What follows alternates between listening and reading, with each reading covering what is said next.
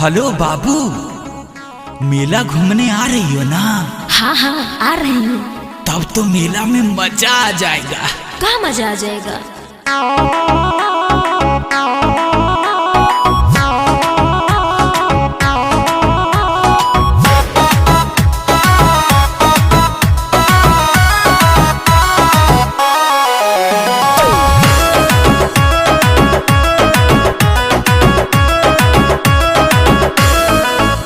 आगे मंदिर के गेटवा पे वेट करबा, हे गे।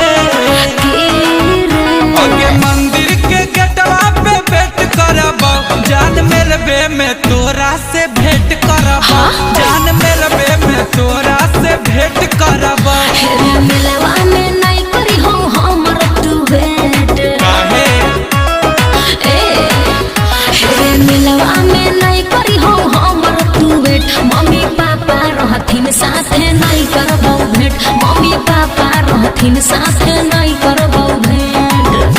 अरे तुमको अकेले आना है पगली। ओ कैसे बाबू?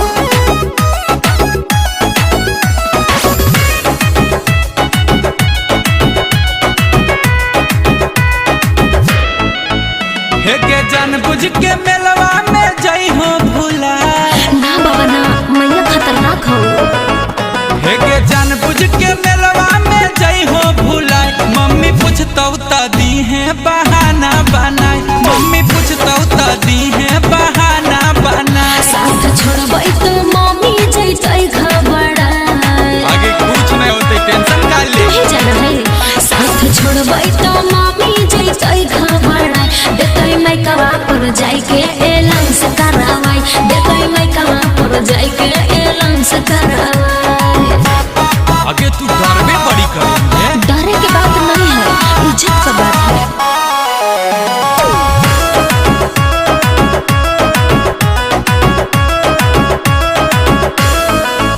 हे गे झुलुआ के टिकट कटाई लेबोगे।